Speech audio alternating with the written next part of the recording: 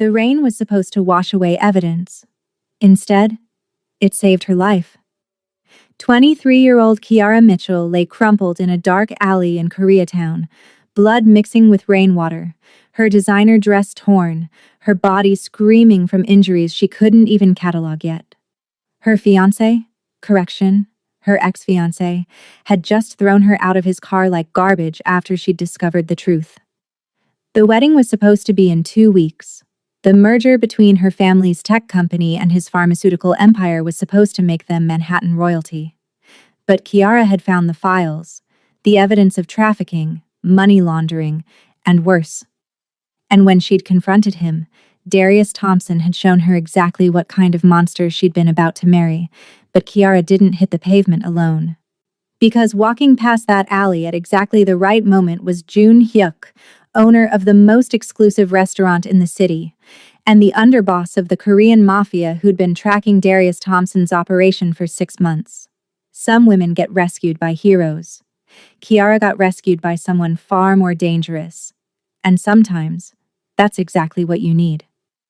Before we dive into how one woman's broken engagement led to the most explosive revenge story in Manhattan, hit subscribe and drop a comment telling us, have you ever discovered someone's true nature too late? Because this story is about betrayal, vengeance, and the fine line between savior and destroyer. The Mitchell family had built their empire from nothing. Kiara's parents, both immigrants who'd arrived in America with engineering degrees and $200 between them, had created Sentinel Tech Solutions in their garage 25 years ago. Now it was worth $300 million, specializing in secure database management and encryption software for medical institutions. Kiara had grown up watching her parents sacrifice everything for success. She'd been raised to be perfect, educated at the best schools, fluent in English, Mandarin, and French, trained in classical piano and modern business strategy. By 23, she had a degree in forensic accounting from Yale and a position on her family's board of directors. She was also engaged to Darius Thompson, heir to Thompson Pharmaceuticals, one of the largest pharmaceutical companies on the East Coast. The engagement had been announced 6 months ago at a gala that made the cover of Forbes. The merger between Sentinel Tech and Thompson Pharma was being called the deal of the decade. Kiara's parents were thrilled. Darius was handsome, charming, from a good family, and the merger would secure their legacy for generations. But Kiara had always been too smart for her own good. 2 weeks before the wedding, while reviewing the final merger documents, she'd noticed something odd. Shell companies in the Cayman Islands, unexplained transfers to offshore accounts, clinical trial data that didn't match FDA filings. She'd started digging, using the forensic accounting skills her professors had praised. What she found made her blood run cold. Thompson Pharmaceuticals wasn't just in the business of medicine. They were running a human trafficking operation disguised as international medical recruitment. Nurses and doctors from Southeast Asia were being promised jobs in America, only to arrive and find themselves trapped in debt bondage, forced to work in illegal clinics that served as fronts for organ trafficking and experimental drug testing. The Sentinel Tech software her family had designed was being used to manage the trafficking database. Names, locations, transaction records, all encrypted with her family's technology. Darius had chosen her specifically. Not for love, for access to the one thing that could expose his entire operation. Kiara had confronted him that night, right after the Thompson family charity gala. She'd waited until they were alone in his Mercedes, rain hammering against the windshield as his driver navigated through Manhattan traffic. I found the files, she'd said quietly. The shell companies, the trafficking operation, everything. Darius had gone very still. Then he'd smiled, and Kiara had seen the monster underneath the charm for the first time. You weren't supposed to find those for another month, he'd said. Not until after the wedding, when the merger was final and you couldn't back out without destroying your family's company. I'm not marrying you, I'm going to the FBI. That's when he'd hit her. Once, twice, his fist connecting with her face, her ribs, her body. The driver had kept driving, not even flinching at the sounds of violence from the back seat. "You think you're so smart," Darius had snarled, his hands around her throat. "But you're just a stupid girl who doesn't understand how the world really works. Your family's software is already implicated. You go to the FBI, and I'll make sure they think Sentinel Tech was complicit all along. Your parents will lose everything. They might even go to prison." He'd released her throat, and Kiara had gasped for air, tasting blood. "But I'm feeling generous tonight," Darius had continued. "So here's what's going to happen. You're going to have an accident, a mugging gone wrong in a bad neighborhood. Tragic, really. And I'll play the grieving fiancé beautifully. The merger will go through as a tribute to your memory. Your parents will never know what you found, and they'll keep their company." He'd signaled to the driver who'd pulled into Koreatown, an area Kiara never visited, where she wouldn't be recognized. "Or," Darius had said, opening the car door to the pouring rain, "you can try to survive this and come after me. But we both know you won't. You're not strong enough." Then he'd thrown her out of the car into the alley. Kiara had hit the wet pavement hard, her head cracking against concrete, her ribs screaming, her wrist snapping. She'd lain there in the rain, bleeding, broken, and furious. Darius was right about one thing. The old Kiara, the perfect daughter, the Yale graduate who'd never broken a rule in her life, wouldn't survive this. But maybe she didn't have to be that Kiara anymore. That's when she'd heard footsteps. Jun Hyuk had been walking back to his restaurant after a business meeting when he'd heard the car stop, heard the sounds of someone being thrown from a vehicle. He'd stepped into the alley just in time to see a black woman in a torn evening gown struggling to sit up in the rain, blood streaming down her face. His first instinct was to keep walking. Manhattan was full of violence that wasn't his problem. But then he'd recognized the car pulling away. Darius Thompson's Mercedes. The same Darius Thompson whose pharmaceutical company had been moving product through Koreatown without permission, without paying tribute, without showing the proper respect to the people who actually controlled these streets. June had been tracking Thompson for 6 months, gathering evidence, waiting for the right moment to strike. And now Thompson had just gift-wrapped him a witness. He'd approached the woman carefully.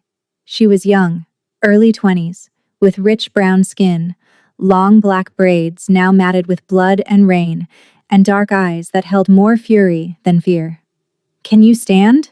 he'd asked in English, though his accent still carried traces of soul. She'd tried, failed, gasped in pain. Ribs. Broken. June had made a decision. He'd pulled out his phone, sent a quick text in Korean, then crouched beside her. "I'm going to pick you up. This will hurt." "Who are you?"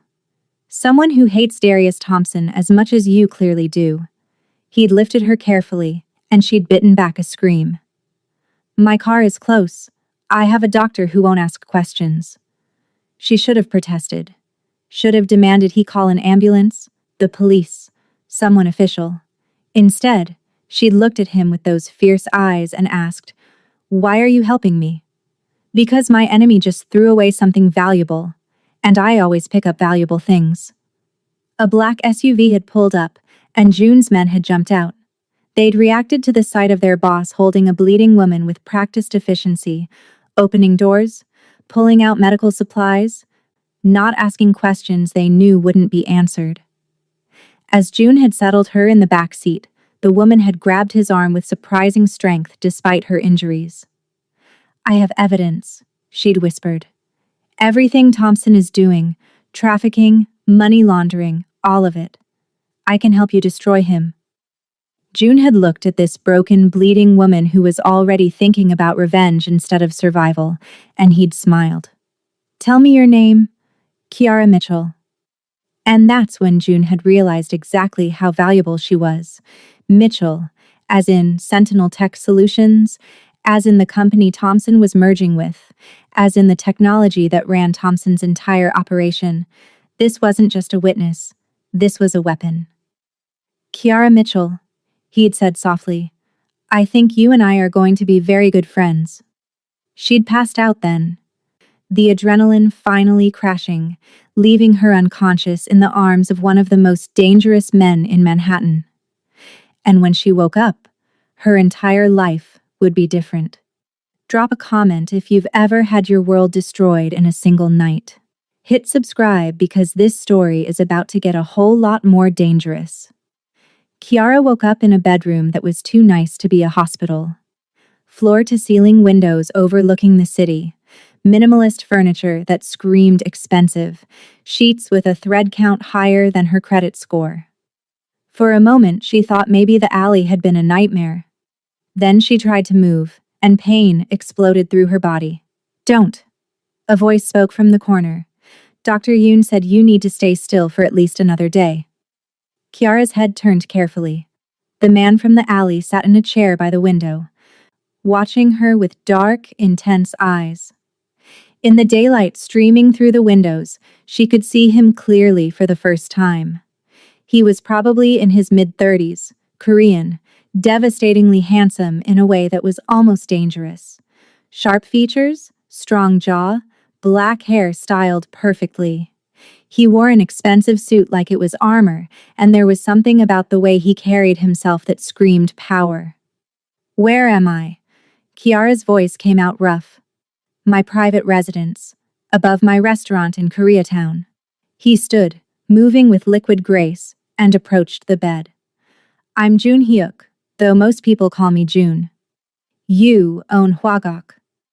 It wasn't a question. Kiara knew the restaurant, impossible to get reservations, rumored to be a front for organized crime, frequented by people who made decisions that never appeared in newspapers. "I do." June's smile was slight. "You're well informed." "I make it my business to be informed." Kiara tried to sit up, gasped at the pain. 2 broken ribs, fractured wrist, severe bruising, mild concussion, June recited. "Dr. Yoon wanted to hospitalize you, but I explained that wasn't an option. So he treated you here. You'll heal, but it will take time."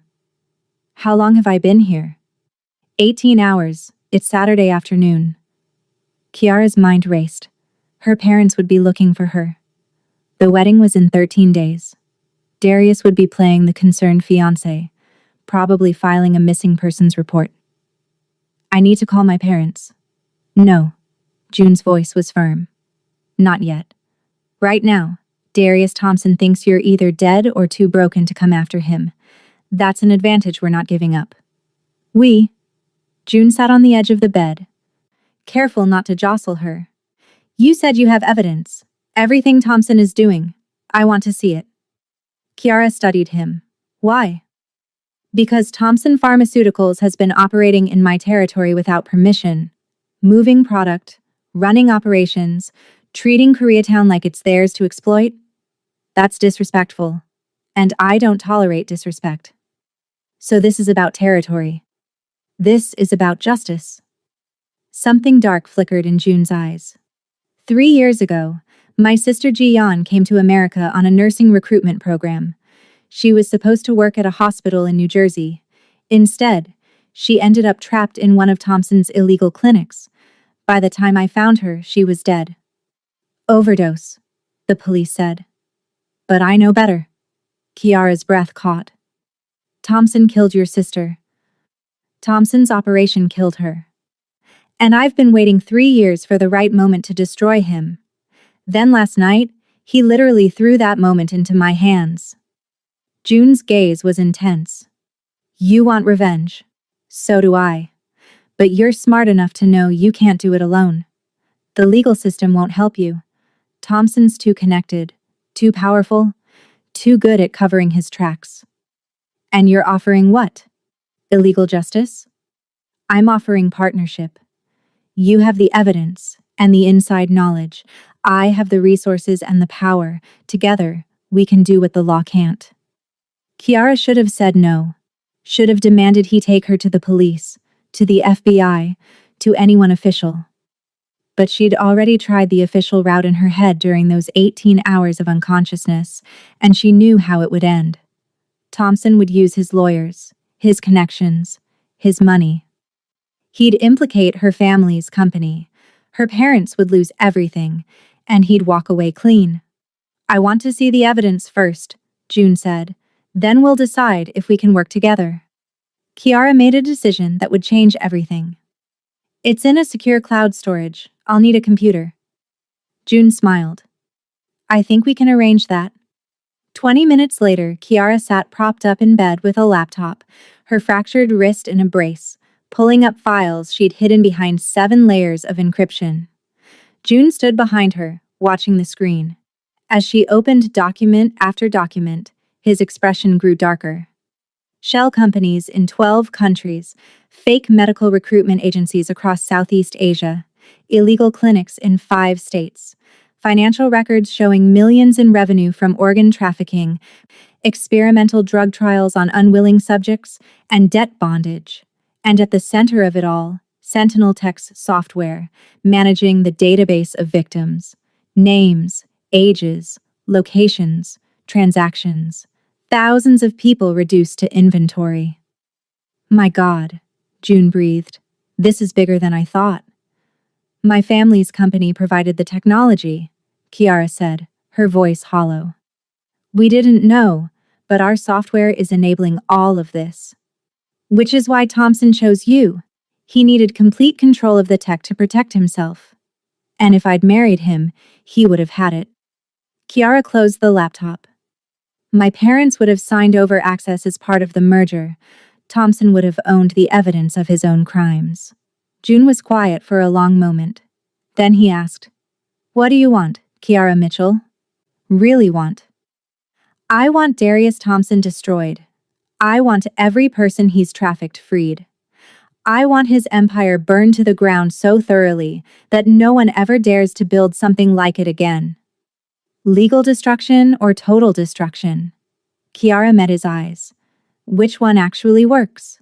Total destruction. Legal systems can be bought, but fear, reputation, power, those are currencies that matter in the real world. Then that's what I want. June's smile was sharp and dangerous. Then let's plan a war. Over the next 3 days, as Kiara healed in June's private residence, they built a strategy. June brought in his most trusted people. Dante, his head of security, a Korean-American former Marine who looked like he could break someone in half. Minseo, his operations manager, a sharp woman in her 40s who'd been with June's organization for 15 years. And Tae, his technology specialist, a genius hacker who could break into anything.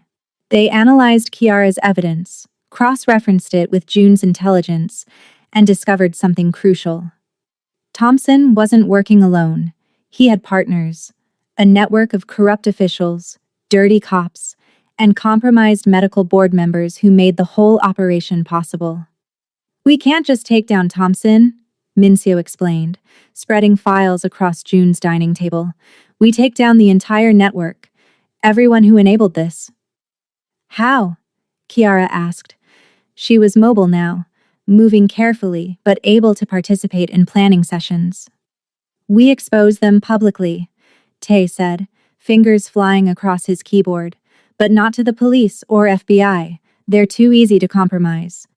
We expose them to everyone, media, social media, international authorities, human rights organizations.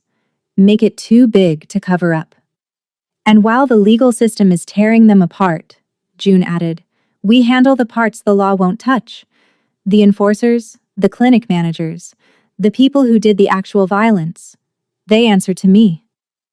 Kiara looked at the plan taking shape. It was brilliant and terrifying and completely illegal in at least 7 ways. When do we start? She asked. June checked his watch. Your wedding is in 10 days. I think that's the perfect time for Darius Thompson's world to end. Don't you? Kiara's smile was cold. Absolutely perfect. But that night, alone in the guest bedroom, Kiara's confidence wavered. She stared at her phone, at the dozens of missed calls from her parents, from Darius, from her bridesmaids. Her mother's voicemails progressed from worried to frantic to devastated. There was a soft knock on the door. June entered without waiting for permission, carrying 2 glasses of whiskey. "You're thinking about calling them," he said, handing her a glass. "They think I'm dead. Or kidnapped. Or worse. If you call them, Thompson will know you survived. He'll change everything, move assets, destroy evidence, maybe even hurt them to get to you." "I know." Kiara took a long drink. The whiskey burned. "Doesn't make it easier." June sat beside her on the bed. "My parents didn't speak to me for 2 years after I took over my uncle's organization. They wanted me to be a doctor. Respectable. Safe. Instead, I became exactly what they feared." "Do they talk to you now?" "They do. Because I showed them that what I built protects our community. The police don't care about crimes in Koreatown. The legal system doesn't help immigrant workers who are exploited. But I do. Sometimes the monster is necessary." Kiara looked at him. Really looked at him. Jun Hyuk was dangerous, criminal, feared. But he was also the only person who'd stop to help her in that alley. The only person offering her real justice instead of empty promises. "Why are you really doing this?" she asked. "It's not just about your sister or territory. You could have taken my evidence and used it without involving me." June was quiet for a long moment. Then he said, "Because when I found you in that alley, bleeding and broken, you weren't crying or begging or hoping someone would save you. You were already planning your revenge. You reminded me of Ji-yeon. She would have fought back too. If she'd had the chance." He met Kiara's eyes. "I couldn't save my sister. But maybe I can help you save yourself. And thousands of others." Something shifted between them in that moment. An understanding, a connection, a recognition of shared darkness. "I'm not the same person I was before that alley," Kiara said softly. "Good. That person would have married Thompson and never known she was sleeping next to a monster. This person is going to destroy him." Kiara raised her glass. "To destruction." June clinked his glass against hers. "To justice." They drank. And neither of them mentioned that those two things might be the same. Let us know in the comments. Is revenge the same as justice?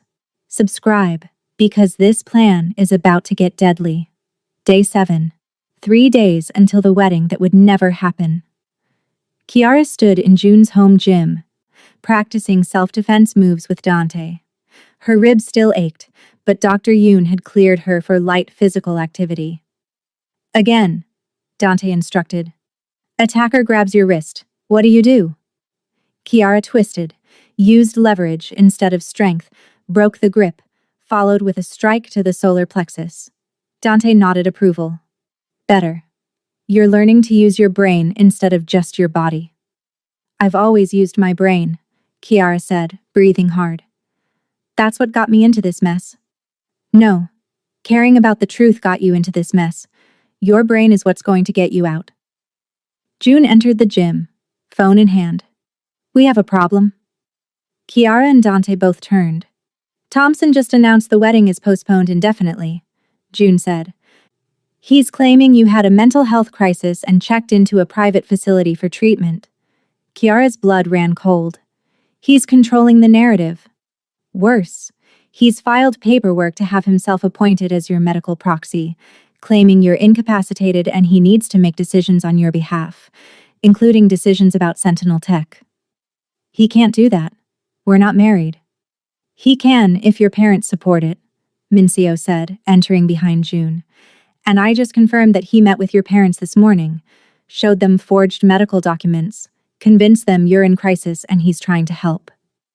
Kiara felt her world tilting. "My parents would never." "Your parents think their daughter is suffering a breakdown, and the man who loves her is trying to save her," June interrupted gently. "Thompson is very convincing, and they have no reason to doubt him. I need to contact them. Tell them the truth. If you do that now, Thompson will know you're with me. He'll move everything, hurt them to draw you out. Destroy any chance we have of taking him down properly." Kiara's hands clenched into fists. "So what do we do?" June's smile was sharp. We move up our timeline. We don't wait for the wedding. We strike tomorrow night.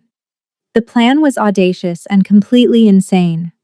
Thompson was hosting a charity gala the next evening, a fundraiser for international medical aid. 300 guests, including politicians, business leaders, and media personalities. The perfect stage for his destruction. We'll expose everything at the gala, Tay explained, pulling up schematics of the venue. I'll hack into the presentation system. When Thompson takes the stage to give his speech, instead of his planned presentation, we'll broadcast the evidence. Everything. The trafficking records, the financial documents, the victim database. All of it, displayed for 300 witnesses and live streamed to every major news outlet. While he's scrambling, Dante added, we'll have teams hitting every illegal clinic simultaneously, freeing the people trapped there, securing hard evidence, making sure no one can destroy the proof. And Thompson himself? Kiara asked. June's expression was cold. He's mine. Ours, Kiara corrected. I want to be there when you confront him. Kiara, you're still healing? I don't care. He threw me away like garbage. I want him to see that I survived, that I won. June studied her for a long moment, then nodded. Ours.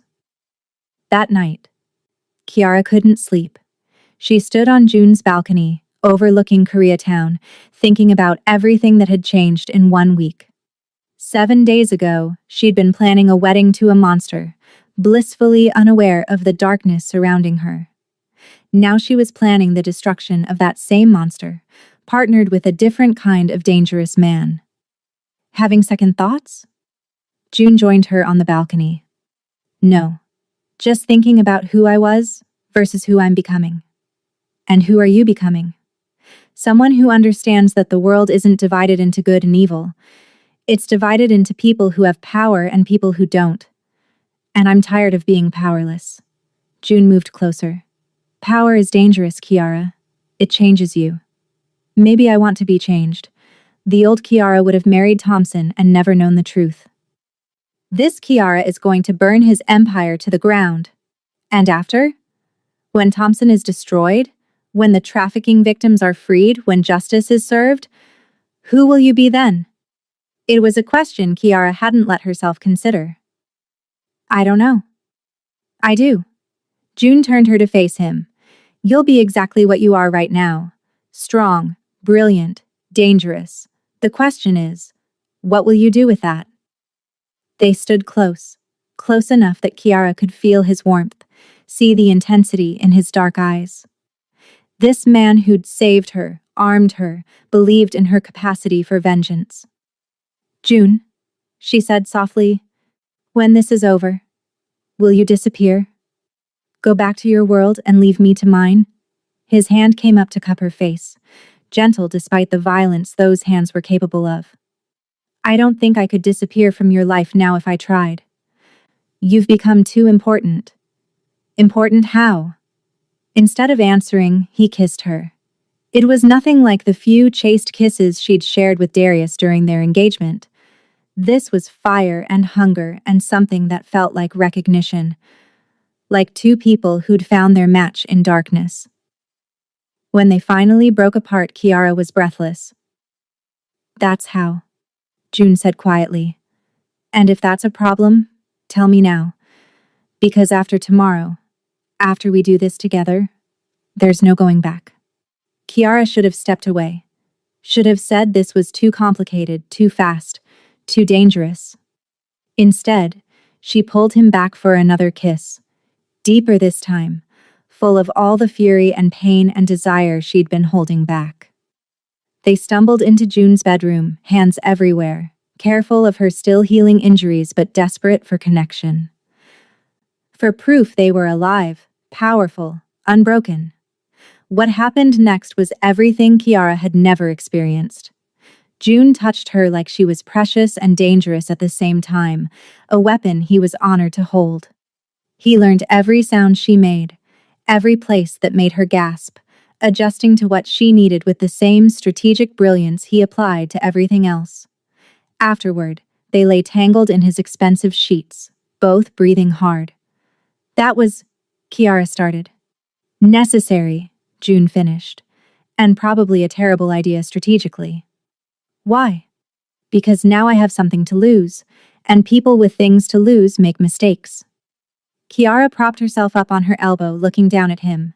Then don't lose. We both survive tomorrow. Destroy Thompson, and figure out what comes after. June pulled her down for another kiss. Deal. They fell asleep wrapped around each other, two dangerous people finding comfort in shared darkness. And when dawn came, they would go to war. Comment below if you believe in fighting fire with fire. Subscribe because tomorrow night, everything burns. The gala was exactly the kind of event Kiara had attended dozens of times before. Designer gowns, champagne fountains, people who measured their worth in zeros on their bank accounts. But tonight, she wasn't a guest. She was a ghost. June had arranged everything. A wig that changed her appearance, makeup that altered her features just enough, a dress that was elegant but unmemorable. She looked like another beautiful woman in a room full of them. No one would recognize the bride who'd disappeared a week ago. She entered the venue on June's arm. He was devastating in a custom tuxedo, every inch the successful restaurant owner, not a crime boss planning the destruction of a pharmaceutical empire. You okay? He murmured as they passed security. I'm perfect, Kiara replied, her smile sharp. Where's Thompson? Working the room, playing the concerned fiancé whose beloved is in treatment. June's jaw tightened. His performance is very convincing. They spotted him across the ballroom. Darius Thompson, handsome in his tuxedo, shaking hands and accepting sympathies from people who believed his lies about Kiara's breakdown. He looked every inch the grieving fiancé, not the monster who'd beaten her and thrown her away. Rage burned through Kiara's veins. Easy, June warned, feeling her tension. We stick to the plan. Let him have his moment. It'll make the fall so much sweeter. They circulated separately. June playing his role, Kiara disappearing into the crowd. She watched Thompson give interviews to society reporters, talking about how difficult this time was, how he just wanted Kiara to get the help she needed. Her phone buzzed. Text from Tay. In position. Give the signal and I'll start the broadcast. Another text from Dante. All teams ready. Clinics will be hit the moment Thompson is exposed. And one from Mincio. Your parents just arrived. North entrance. Kiara's heart stopped. She turned. And there they were. Her mother and father, both looking older than she remembered, exhausted by worry. Her mother wore the dress she'd bought for the wedding rehearsal dinner. Her father's hand was on her mother's back, supporting her. They were here because Thompson had invited them. Probably told them he was dedicating the fundraiser to Kiara's recovery, using their grief as a prop for his performance. The fury that filled Kiara in that moment was almost overwhelming. June appeared at her elbow. I know, but we can't deviate from the plan. He's using my parents. Which makes this even more important. We destroy him publicly, in front of them, so they know the truth. Kiara took a deep breath, centering herself. You're right. Let's end this. At 8 o'clock, Darius Thompson took the stage. The ballroom quieted. He stood at the podium, confident and charming, beginning his speech about the importance of international medical aid. Kiara moved to the back of the room, near the exit. June positioned himself closer to the stage. Their teams were in place. She sent the text to Ty. Now. For 10 seconds, nothing happened. Thompson continued his speech, talking about compassion and global health. Then the screens behind him flickered. His presentation disappeared, replaced by a different image. A spreadsheet showing names and ages. Children, women, men. Locations. Prices. Thompson stopped mid-sentence, turning to look at the screen. Confusion crossed his face. What the hell? The image changed. Now it was financial records. Millions of dollars flowing through shell companies, details of organ sales, payment records for illegal medical procedures. The audience began murmuring. "Turn that off," Thompson snapped at someone off stage. But Tay was better than their technicians. The images kept coming. Photos of the illegal clinics, testimonies from victims, medical records showing experimental drug trials on unwilling subjects. And, at the center of it all, Thompson's signature on document after document. The murmuring became shocked exclamations. "This is a mistake," Thompson said, his charm cracking. "Someone has hacked." "Not a hack," Kiara said, her voice carrying across the suddenly silent ballroom. She stepped forward, removing her wig, letting everyone see her face. "Just the truth." The room erupted. People recognized her. The missing fiancé, the woman Thompson claimed was in a mental health facility. "Kiara?" Her mother's voice shocked and relieved and confused. But Kiara kept her eyes on Darius. "Hello, darling? Did you miss me?" Thompson's face went through several expressions. Shock, fear, rage, calculation. Then he settled on concerned fiancé. "Kiara, sweetheart, you're not well. You need to come with me." "I'm perfectly well. Better than I've been in months, actually." She moved closer to the stage. "You threw me out of your car last week after beating me half to death. Remember? Left me in an alley to die because I found out about your trafficking operation. That's insane. You're clearly having a psychotic episode." "Then explain the evidence on the screen behind you. Explain your signature on those documents. Explain the clinics operating under Thompson Pharmaceuticals' umbrella that aren't licensed for the procedures they're performing." Security started moving toward Kiara, but June stepped into their path. His men materialized from the crowd, creating a barrier. "I'd let her finish," June said quietly, his voice carrying the weight of threat. Thompson recognized June, the restaurant owner, the crime boss. "You're behind this." "I'm just providing security," June replied with a cold smile. "Miss Mitchell is doing this all by herself." Kiara reached the stage. "You chose me because my family's company designed the software running your trafficking database. You were going to marry me, gain control of Sentinel Tech, and make sure your crimes stayed hidden forever." "Lies," Thompson snarled. "All of this is fabricated." "Then why," Kiara interrupted, "are federal agents currently raiding your clinics in 5 states? Why are your shell company accounts being frozen as we speak? And why are international authorities arresting your partners in 7 countries? Thompson's face went pale. "That's right," Kiara continued. "While you've been giving your speech, my partner has been systematically destroying every piece of your operation. By tomorrow morning, every major news outlet in the world will have this evidence. You're done, Darius." Thompson lunged at her, but June was faster.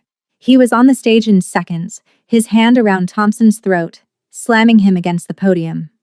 "You threw her away like garbage," June said, his voice deadly quiet but amplified by the microphone. "Big mistake, because someone else picked her up, and we turned her into your worst nightmare." Security was shouting.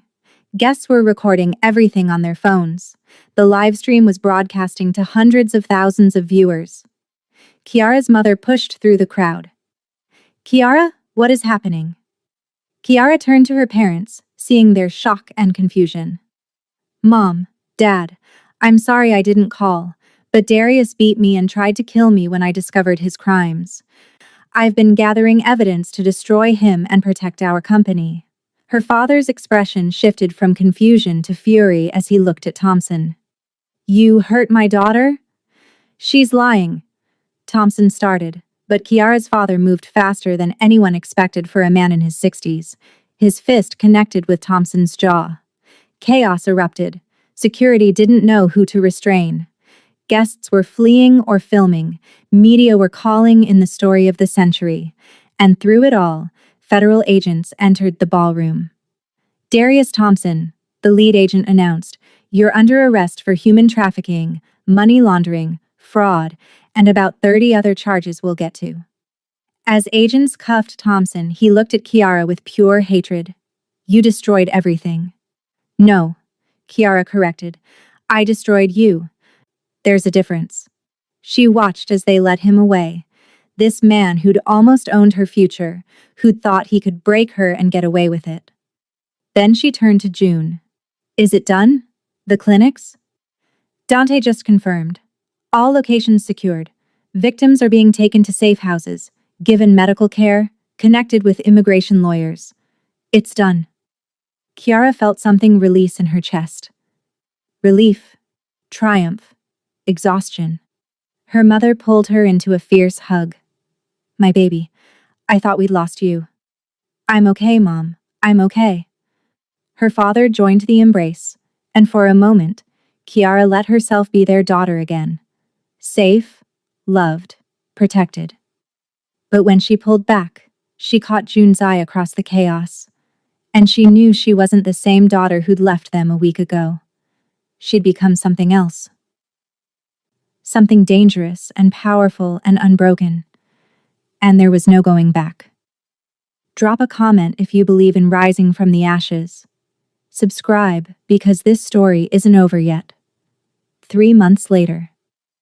Kiara stood in the office of Sentinel Tech Solutions, looking out over Manhattan. It was her office now, Director of Security and Compliance, a position her parents had created specifically for her. The merger with Thompson Pharmaceuticals had been dissolved, of course. Thompson himself was awaiting trial on 247 counts, ranging from human trafficking to racketeering. 17 of his partners had already pled guilty.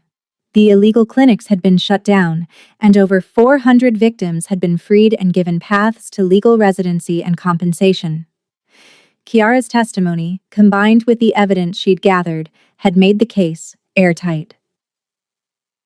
She'd become a hero in the media, the brave whistleblower who'd nearly died exposing a trafficking empire. But that wasn't the whole truth.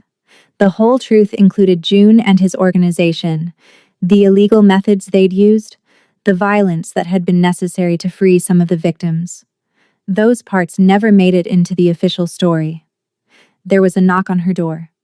June entered, carrying coffee from the shop downstairs. How's the empire? He asked, handing her a cup. Growing. We've landed 3 new contracts this month. Turns out companies like the idea of security software designed by someone who actually cares about stopping criminals. Imagine that. June sat on the edge of her desk. How are your parents handling everything? Better. They've stopped asking me to see a therapist every day. Now it's only every other day. Progress. Kiara smiled, but it faded quickly. June, we need to talk about what comes next. I know. They'd been having versions of this conversation for weeks. Kiara was rebuilding her legitimate life. June was still running his very much illegitimate organization. The lines between their worlds were becoming increasingly complicated. I care about you, Kiara said carefully. What we did together, what we built, it matters to me.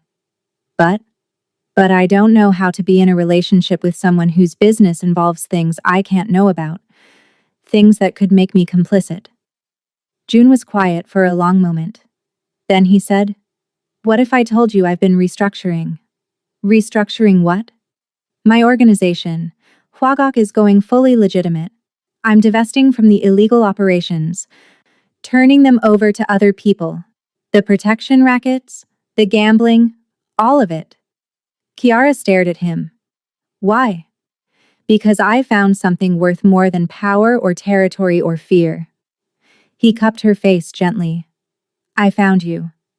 And I'm not losing you because I can't let go of an empire I never wanted in the first place. June, you don't have to change who you are for me. I'm not. I'm changing who I am for me. Because you made me remember why I took over this organization to begin with. To protect people. To provide justice when the system failed. And I can do that without being a crime boss. What will you do instead? There's a need for private security, for organizations that protect vulnerable populations, for systems that actually work to stop trafficking and exploitation. Legitimate systems. I'm thinking of starting a foundation. using everything I know about how the criminal world operates to shut it down from the inside. Kiara felt hope bloom in her chest. You're serious. Completely. I'll need a partner, though. Someone brilliant at security and compliance who understands both the legal and illegal sides of things. I might know someone. Kiara smiled. But she's expensive. I can afford it. June kissed her, deep and slow. So, what do you say, Kiara Mitchell? Want to build something legitimate together? I think I do. On one condition. Name it. I want to find your sister's recruiters, the people who lured her to America and handed her over to Thompson. They're still operating, and they need to be stopped. June's expression went dark. Then he nodded. Deal. We shut them down. Legally this time. Legally, Kiara agreed. With maybe a little creative interpretation of the law. Now you're speaking my language. They kissed again, and Kiara felt something she hadn't felt since before that night in the rain. Peace. Hope. A future that wasn't defined by survival, but by choice. Her phone rang. Her mother. I have to take this, she told June. I know. I'll see you tonight? Definitely. After he left, Kiara answered the call. Hi, Mom. Kiara, sweetheart, I was calling to remind you about Sunday dinner. Your father is cooking. I'll be there. Can I bring someone? A pause. That restaurant owner? June? Yes. Another pause, longer this time. Your father and I have been discussing this. We know he helped you when you needed it. And we know there are parts of that story you haven't told us. Mom, we don't need to know everything. But we need to know he's good to you. That he won't hurt you like Darius did. Kiara thought about June catching her in that alley, protecting her, arming her, believing in her capacity for revenge and justice. Thought about him restructuring his entire life to build something with her. He's good to me, Mom. Better than I deserve. Then bring him to dinner. Your father wants to meet the man who helped save our daughter. After they hung up, Kiara looked out over the city again. Somewhere out there, Darius Thompson sat in a cell awaiting trial.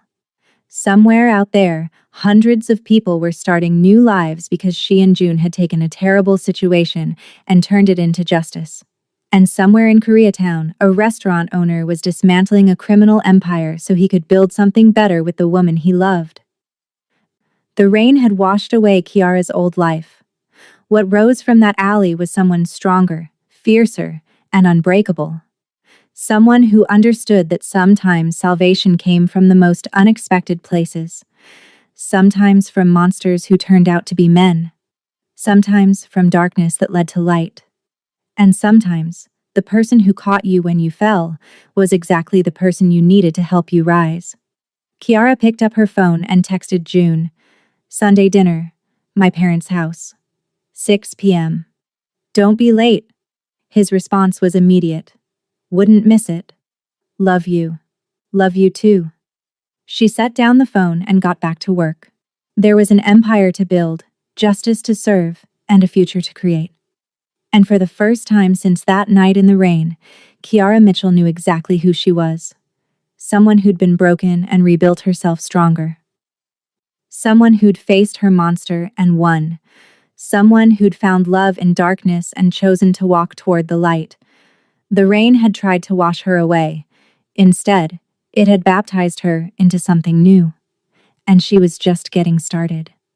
Thank you for watching this journey from broken to unbreakable. Subscribe if you believe in second chances and dangerous love. Comment below where you're watching from, and let us know. Have you ever had to rebuild yourself from nothing? Because sometimes the most powerful thing you can do is rise from the ashes and build an empire from the ruins. This is Beth's Library, where we breathe life into stories about falling, rising, and becoming stronger than anyone thought possible. See you in the next story.